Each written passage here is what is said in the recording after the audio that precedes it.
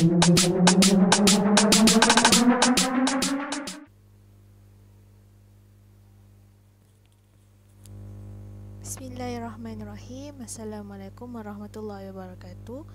Hari ini saya akan bentangkan salah satu sungai yang ada di syurga, iaitu Sungai Madu. Umum kita ketahui bahawa madu yang ada di dunia ni ialah madu yang diproses daripada lebah tu sendiri, kemudian disaring dan ditapis untuk buang dia punya abu-abu, untuk buang dia punya segala kotoran. Lepas tu barulah dipasarkan. Tapi madu yang berada di dalam syurga ni, Allah dah ciptakan dia memang bersih, tanpa ada sebarang kotoran, tak perlu ditapis, dan rasanya lebih lazat daripada madu yang ada di dunia. Sungai-sungai madu di syurga itu juga bebas daripada lilin-lilin, sisa-sisa kotoran lebah, dan juga lain-lain benda asing yang kita kena saring. Dan berbezanya madu di syurga dan madu di dunia ni, madu di syurga ni dia takkan pernah habis, dan dia akan sentiasa mengalir untuk peminum-peminumnya. Yang kedua, asalnya sungai madu ni dalam sebuah hadis marfu' yang bermaksud madu syurga tidak keluar dari perut lebah.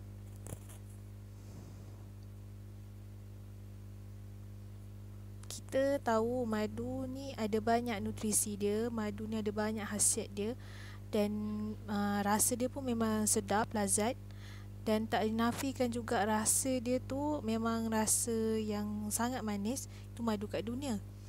Kalau madu kat syurga ni rasanya lebih manis, rasanya lebih lazat, dan khasiatnya tentulah lebih tinggi dan sangat hebat sebagai penawar untuk tubuh badan manusia itu sendiri.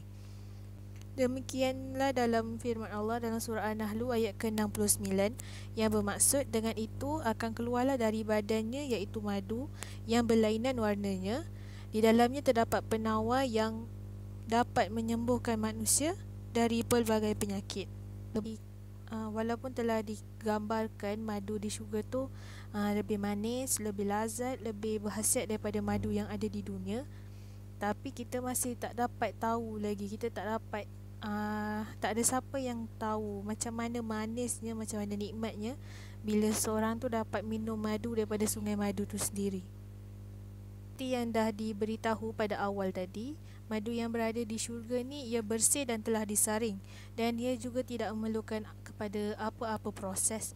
Maksudnya dia memang dah Allah ciptakan semula jadi macam tu, memang dah bersih, memang dah tak ada apa-apa kotoran, memang jernih di syurga, dan terus boleh diminum oleh penduduk-penduduk di syurga. Selain rasa dia yang manis juga, madu di syurga ni juga dia memang 100% berkualiti dari mana-mana madu yang lain. Maksudnya dia punya khasiat ni memang yang paling terhebat daripada madu yang pernah kita jumpa. Dalam kitab tafsir Al-Munir ada menyebutkan bahawa barang siapa yang dapat minum daripada sungai-sungai di syurga itu, nanti dia tidak akan merasa dahaga selama-lamanya. Dalam tafsir Al-Munir ada mengatakan bahawa sesiapa yang dapat minum daripada sungai-sungai di syurga, dia tidak akan merasa dahaga selama-lamanya.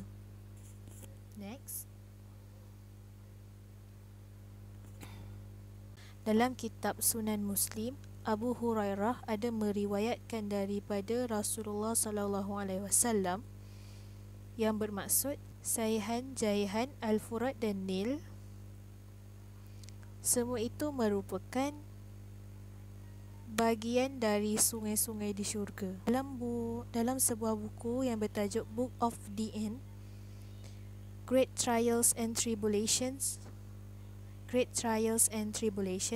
oleh yang dituliskan oleh Al-Hafiz Ibnu Kathir Dimashqi, yang ditulis oleh Al-Hafiz Ibnu Kathir Dimashqi. beliau telah pun menyimpul beberapa hadis yang berkaitan mengenai sungai di syurga. Salah satu hadis ialah daripada Anas bin Malik, meriwayatkan bahawa Rasulullah SAW pernah bersabda, pernah ditanyakan mengenai Al-Kausar, dan Rasulullah SAW bersabda, Al-Kausar itu ialah sebuah sungai yang telah dikurniakan oleh Allah kepadaku. Airnya lebih putih daripada susu dan rasanya lebih manis daripada madu.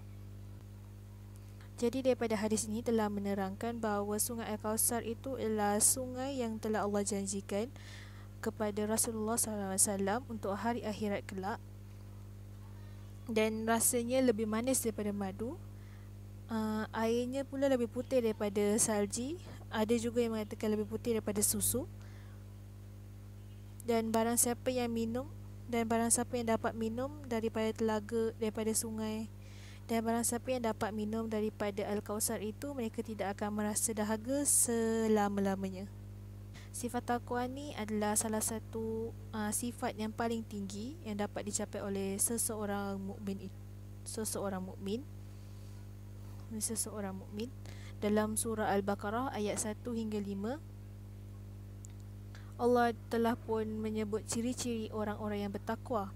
Antaranya berpegang kepada Al-Quran, beriman kepada perkara gaib, menunaikan solat 5 waktu, menginfakkan sebahagian daripada hartanya ke jalan Allah, beriman kepada kitab-kitab Allah, dan sentiasa meyakini dan percaya akan janji-janji Allah, dan sentiasa meyakini dan percaya akan berlakunya hari kiamat. Penduduk-penduduk di syurga ni telah dikurniakan dengan minuman-minuman mereka, iaitu salah satunya ialah dapat minum daripada sungai-sungai di syurga. Manakala bagi penduduk-penduduk di neraka ini, mereka juga ada minuman mereka, tetapi minuman mereka ini tidak bersifat untuk menghilangkan dahaga, malah sebagai siksaan kepada mereka. Dan salah satu minumannya ialah Al-Hamim. Surah Muhammad di hujung ayat 15, Allah ada membandingkan keadaan air di syurga dan juga minuman yang berada di neraka. Ayat itu bermaksud, samakah mereka dengan orang yang kekal dalam neraka? Dan diminum dan diberi air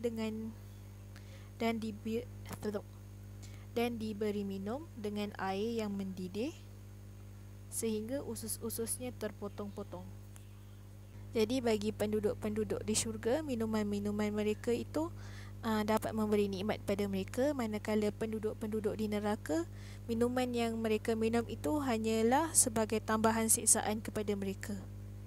Daripada buku ni saya dapat banyak maklumat baru mengenai mengenai keadaan syurga, dan juga ia juga membantu dalam kertas kerja saya.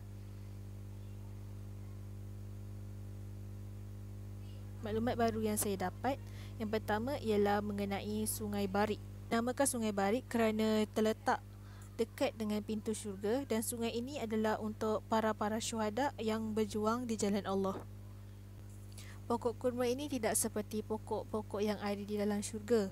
Pokok ini bukannya sedia ada diciptakan, tetapi pokok ini hanya diciptakan, ditanam bagi orang-orang yang menyebut Subhanallahil azim wa bihamdi ketika hayat mereka. Maksudnya kat sini hanya orang-orang yang terpilih saja yang dapat pokok kurma ini di syurga. Dalam sabda Rasulullah SAW, barang siapa yang mengucap Subhanallahil azim wa bihamdih, maka ditanamkan baginya satu pohon kurma di syurga. Diceritakan juga buah kurma itu seperti bentuk tempayan dan lebih putih daripada susu dan lebih manis daripada madu. Jadi bagi kita manusia yang masih hidup ini, kita perlulah sentiasa berusaha dan sentiasa muhasabah diri dalam kita mengejar dunia, kita juga kena ingat bahawa dunia ini hanyalah, kita juga perlu ingat bahawa dunia ini bersifat sementara, dan sentiasalah mengingat nikmat-nikmat yang telah Allah sediakan sebagai pembakar semangat kita untuk sentiasa mengejar akhirat. Jadi sekian, terima kasih. Assalamualaikum.